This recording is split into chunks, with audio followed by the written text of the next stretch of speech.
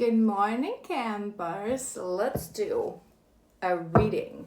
We're gonna start today for this collective. How are you feeling? So you know this is your collective. I don't know where we're gonna go today. We'll see. But so far, as I opened the channel, I was seeing my betrayal card. And when I was taking out all my decks for today, a separation card from this other love deck fell on the ground. So let's see what's gonna come through. I'm not sensing any heavy emotion, to be honest. So maybe this is already something that you're working through. Let's see. Let's not make any assumptions. Let's see. How is this collective feeling? What's the energy now around this collective? Okay, we have intuition. This is number 6. So maybe you feel like your intuition is enhanced. I'm hearing as well, I'm hearing as well, maybe you are listening a little bit more to your intuition. You are following your intuition a little bit more. Not doubting your inner gut feeling. You know, sometimes it's coming to my mind, sometimes when we doubt our intuition, we numb our intuition, and certain things happen in our life, transformative things, those tower moments, and then we look back and we remember, I knew this was going to happen, right? So they're showing me specifically, sorry, there's a hair on my lip. They're showing me specifically a situation. So if we, okay, taking a step back, it's coming to my mind, so it may be important. When we are where most people in this world, consciously or subconsciously, are coming from a place of lack, confirmation and blocking, where we're looking for something, we're missing something, we're looking for love, right? We want love, we want partnership, we want to be with someone, we want to be loved, we want family. We find a person, and when the need for something is big within us, again, for most, it's going to be subconscious. We ignore red flags. We are not looking at this person with a cold eye, right? We're making the shoe fit into whatever is it that we want. And we ignore not only red flags, but our gut feeling, our intuition, signs and synchronicities. And then when a moment comes that we separate from this person and we look back and we feel, this was my intuition. I remember that day. I remember that moment. I remember when it happened. I knew it. I felt it. I just ignored it because I was coming from a place of a human brain and of a shadow instead of the intuition, right? We have honesty. This is your second card, number 10. October, I just heard, so maybe that's important as well. I was hearing honesty with yourself. So maybe you're being a little bit honest with yourself recently. Maybe you are looking back, and instead of, blaming the world, blaming life, blaming different people for things that happen in your life, you're starting to be a little bit more honest with yourself and admit, I knew this was coming. I knew deep down this wasn't the person. I knew this person, for example, would betray me, right? Accepting the blame, accountability, that's part of healing process. Okay, we have humbleness and we have power. These are all from the side of light, which is good, which would mean that I am hearing judgment card. So maybe I'm seeing judgment card. So maybe you are going through a little bit of a revelation moment, realization moment, aha moment. With the humbleness, what I was hearing is getting off the high horse, right? So sometimes when I feel this collective, I keep going back to a relationship and a love sort of a situation, right? So sometimes when we are exiting a relationship, and if we sit in a place of ego, we go into this place of that high horse, right? I didn't do anything wrong, this person did that, this person did this, right? This person is da da da da da, and we label them with variety of things and conditions, to feel a little bit better, because sometimes the ego is not ready to accept the accountability. Sometimes the ego is not ready to be honest that I knew this all along. I felt this in my intuition. It was the lack within me. It was the gap within me that I wanted to fill. It was the shoe that I wanted to make fit. I knew all along the shoe wasn't for me. It's usually, right? It's usually it's literally the shoe. The shoe lying on the street. We see the shoe. The intuition says that's not the shoe for me. But then we stop, but it's already here. And it's quite pretty. Maybe I'll just make it fit. Maybe I'll just right? The sort of a Cinderella sister kind of a moment. Maybe I'll cut something off of myself. Maybe I lower the bar. Do you know what I mean? To make the shoe fit. And with the humbleness, as the humbleness comes in, you start to accept that I'm not all that perfect, that I carry a part of the blame. And it's actually very empowering. So with that power, I want to read this specific card to you, the power card, because I feel like the power, it's the empowerment moment for you with it's people think that when they sit in a place of ego, it's them, like they appearing strong and they appearing powerful, but it's actually the humbleness, it's actually the accountability, it's actually the brutal honesty, the vulnerability that gives us back our power. True power comes from within. We all have our unique frequency and talents that make us an irreplaceable element of this world. When we tap into our inner power, we connect to the wholeness of human existence. When we feel empowered, we believe we are part of a bigger equation. We know that within us great power resides that can become a beacon of light and initiation of a ripple effect that can change this world for the better. When we are deeply wounded, we understand power in a very shallow physical level. We use it to execute our external superiority and to dominate. This type of power is rooted in wounds of worthiness, inferiority, and powerlessness. Remember, true power is the power of our spirit, and that is the only power that can ever be taken away from us. So that's exactly what I said, right? So you're understanding, you're not separating yourself from people that hurt you, but you're now understanding that you also play the role. We always play a role. No matter what people say, we always play a role in our suffering, in our pain, right? So either it's something that our soul chose for this lifetime, or already the ego chose this. But what I'm hearing as well, it may be a detail, and I'm sort of feeling it in your energy, that you may be a little bit confused right now. You may be a little distracted. Maybe you're having difficulties to focus, to sort of concentrate your energy and your thinking pattern on a specific thing. Very all over the place in your mind. Let's do another row. Triggered. That's on top of that intuition. Maybe you are still a little bit triggered as you are realizing it is a moment, that first moment when we start to do the real work, okay? Because many people, they say that they do the work, that they do the inner work, that they are spiritual, that they are healing.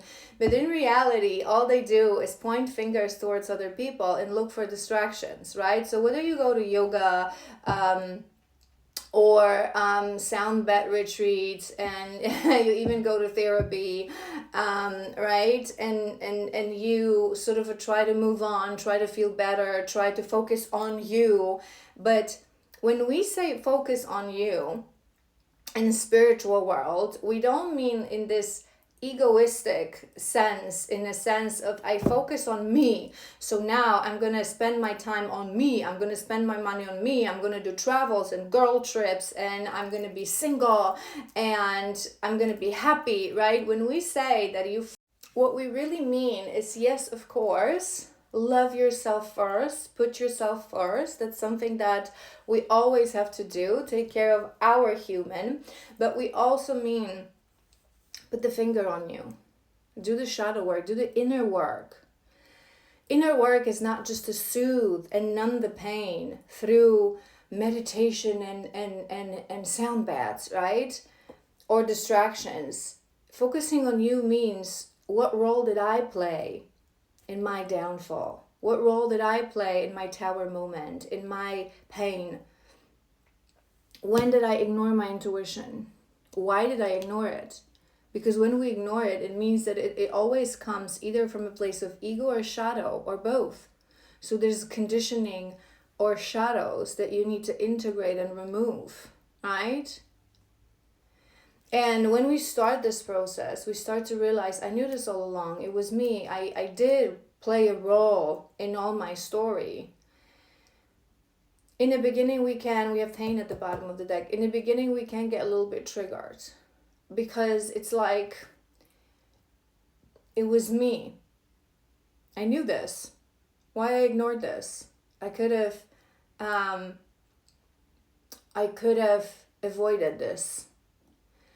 But in reality, part of healing process is also stop looking. It's removing the victim mentality, right? So stop looking at things that happen as if they happened to me, as if it was a mistake, it was pain. No, it was a lesson. It happened for me. Whatever it was an opportunity for my soul to purge, for me to grow, to manage this ego human body a little bit better, to be more self-conscious, right? It was an opportunity. It's always an opportunity.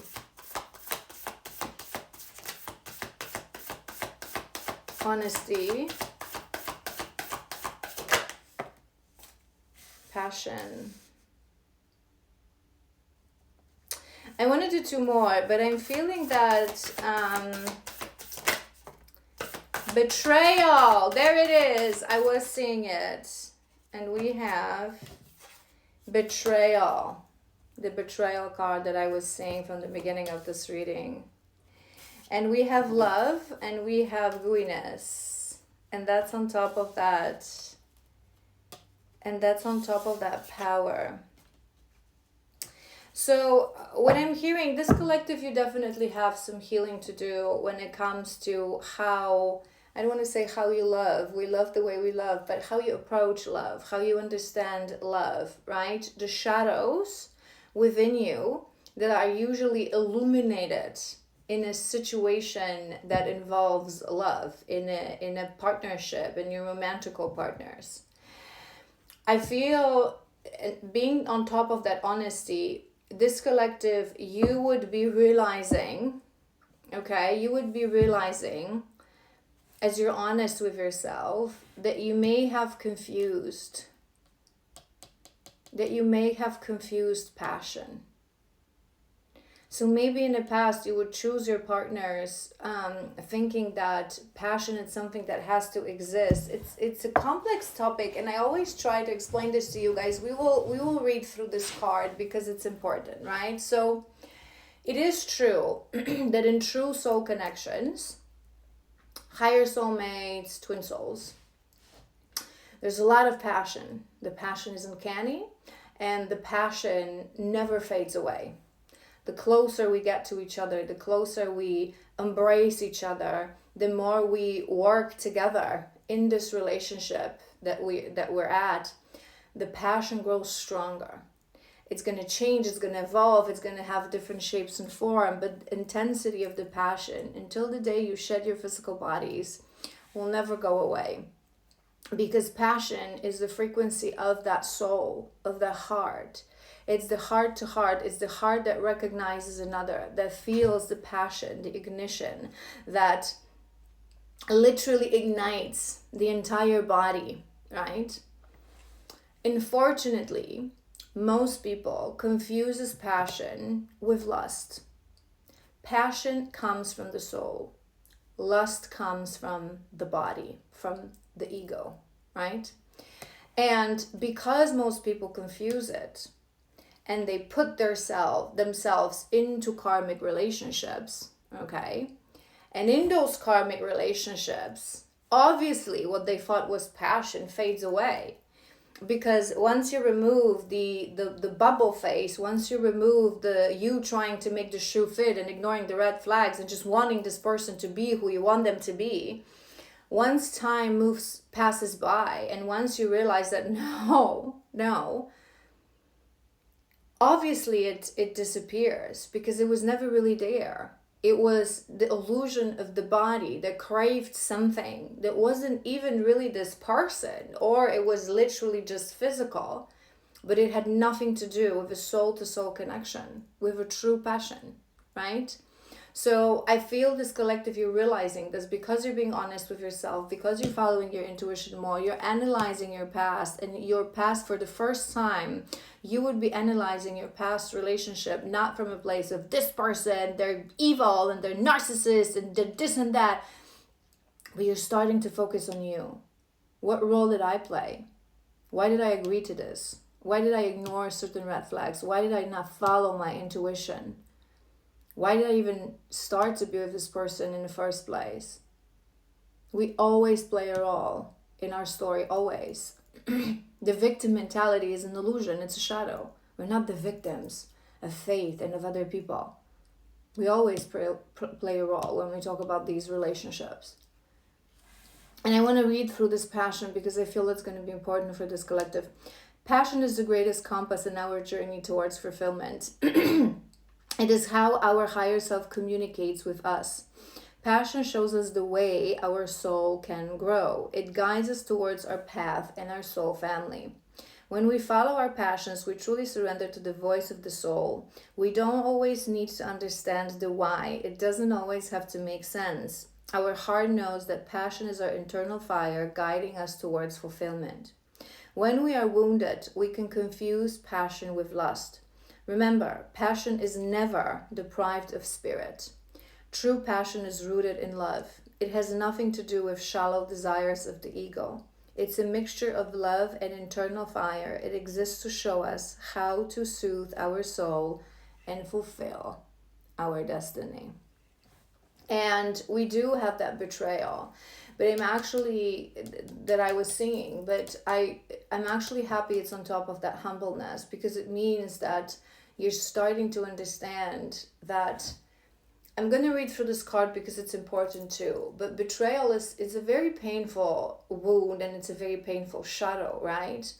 But again, we play a role in our story always, right? And whenever I say that, people always get triggered, right? The people who haven't reached certain levels of consciousness, they always get triggered and they say, no, what role did I play if it happened when I was, listen, if it happens in a scenario that you didn't choose it, right? So you were very little, you were very small, or you were literally forced into something, your soul chose this. Things like that don't happen by coincidence. There are no coincidences in the universe. There's a little bit of randomness, but there are no coincidences. Such a big, painful, huge events, whether they happen in our childhood and when we're adults, that we have no control over, absolutely, it's destined. So your soul chose this. So now ask yourself the why.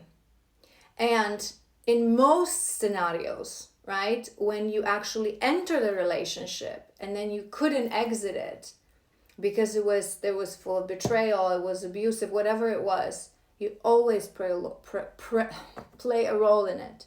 You didn't love yourself enough.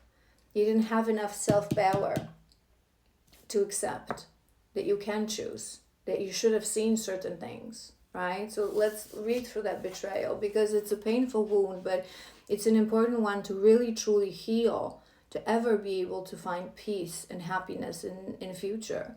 If we don't heal that, no other relationship that we will be in, even if we find someone that's a good person, right? It will never be fulfilling because we will never be able to open ourselves fully.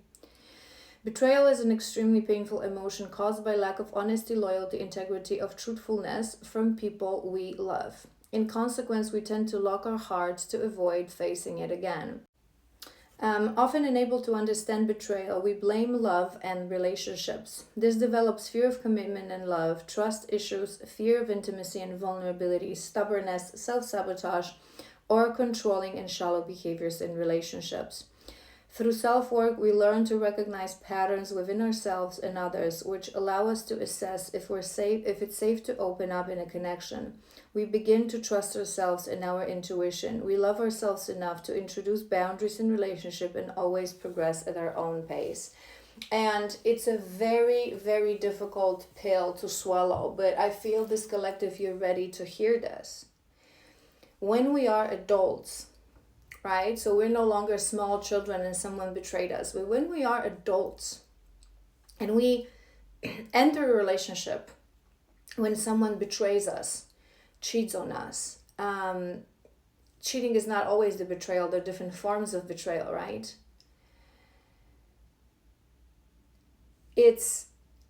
There's always a portion of that it's on us. Because I always say this to you guys, as much as a shadow worker, I believe that every person has it in them to change. Because if we are sitting in a place of shadow, if we are someone who is aggressive, who betrays, who cheats, right? It comes from a place of wounding. So once that wounding is healed, once we hold space for ourselves to heal, we can change and transform. We can, and anyone has that capacity. But it's a process. That change doesn't happen from one day to another. Someone who chronically cheats or always has, lovers on his side or different partners or like lies and deceives, this person won't change from one day to another. It's in them. It's in their vibration. It's in what they do and how they act and how they operate. If you really are someone who knows yourself to a very core, you listen to your intuition, you are in touch with your human self and with your soul self, you understand human nature. So you can detect what kind of a person is that kind of a person. And through this awareness, you also don't jump into relationships from a 0 to 100 like most people do.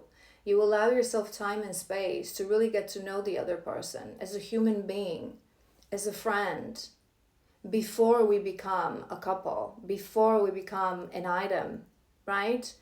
Because you know that in these situations, it's not love to be blamed, it's not faith to be blamed, it's you. You make choices for yourself. Right? And the more you heal, the more you're self-aware. And the self-awareness of self always helps us to be aware of other people and their behavior. Someone who truly went through a journey of shadow work is literally a human lie detector. We're in touch with our own emotions, which makes us natural empaths as well. We feel into people's behaviors. And if we're healed enough not to ignore the intuition and not to ignore what that feeling within is telling us, problem solved. Problem solved. And we have love and gooiness here, and with all this passion, I feel this collective, you may have the tendency, and you may be going as well now. Maybe there's a reason this reading found you now. Maybe you are someone who really, you crave love, you want love, you love love, you're a very passionate person. When you love, you feel like you love to the fullest. And again, it's always this example that I give you guys, that people say that people who love strong and who have big hearts, they always suffer. No, people who suffer are people who don't have self-love and boundaries. That's where the suffering and poor choices come from. They have nothing to do with how strong we love. Because when you're healed, you can be the one that loves the most in the face of the planet. The one that loves love and loves people and gives so much as a giver. But in addition to that, when you're healed and when you love yourself, you know where to place that love.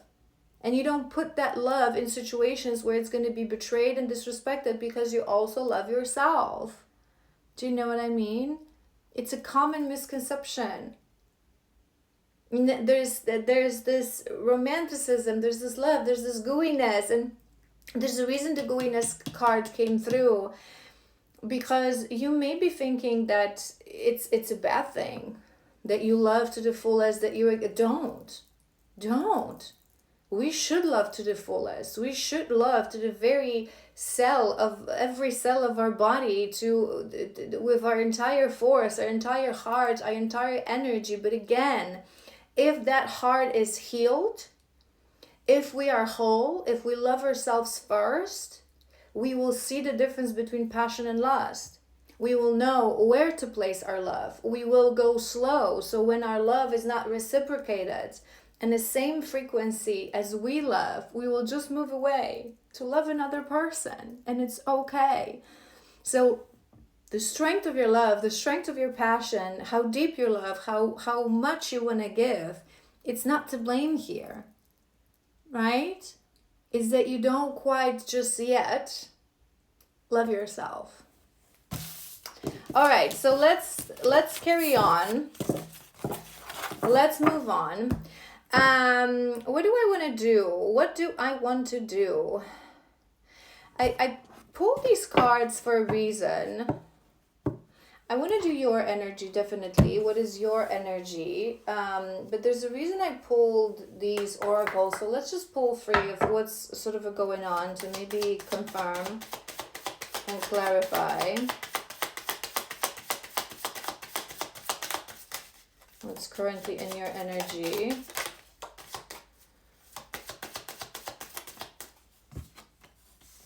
Soulmates. I feel this collective, you would crave a soulmate. Well, you're in the right place, because what we learn here is how to love ourselves enough. To recognize that. And we have the snake. I feel for this collective, this is it. It's that you would be in a place of life when you're asking yourself, how the hell do I know? If everything that I said should already given you an answer to that question, how do you know? You heal. Because soulmates, okay, my universal truth, what I teach you guys as a spiritual teacher, my life's mission. Every person on their highest, most aligned timeline, we have a true, deep soul connection, right? For most people, it's going to be a higher soulmate to accompany us on this journey. But this soulmate sort of a partnership and relationship is a bit of a gift. In reality, the gift is who we become to be able to be aligned with that soulmate, right? But we all have that. How do we find that? We heal. Because when we're coming from a place of I want, I search, I lack, I need love, I feel lonely, all we're going to find is crap, is karmic crap, okay? In order to truly be aligned with someone, that you're going to be equals, you're going to be true soulmates, partners, right? Friends, best friends, perfect everything. You have to feel into your authentic self. You have to feel into, and my universal truth is that true soulmates, higher soulmates that are meant to be with each other on a higher timeline, we're always connected through golden threads, right? So as you do work, inner work, as you walk this path, I want to find my soulmate, I want to be closer to it's subconsciously sending through that golden thread, sending a signal to this person, and they will pursue the same path. Because with our soul family, not just that romantic partner soulmate, but every sort of a soulmate in friends, and right, that we're meant to be aligned with in our life, we're interconnected, right? So the more you are tapping into more who you are, you start to be you, removing the ego, removing the shadows, removing the pain. You send that signal. You send that vibration, and we're energetic beings here on this earth. Obviously, once we shed this physical body, we're all awareness, but as long as we live here on this earth, we're energetic beings. So we always emit energy. The question is, are you emit energy that is your own soul's frequency, or is the energy of fear, of betrayal, of lack of worthiness, of victim mentality, right? So you would be thinking right now, this collective, how do I know? This is how you know. This is, if anyone asks me that, two biggest advice that I give you guys is one, inner work. Work on yourself. Get that shadow work session. Face your shadows. Face your wounds. Heal. Become authentic self. Love yourself. That's number one. And number two,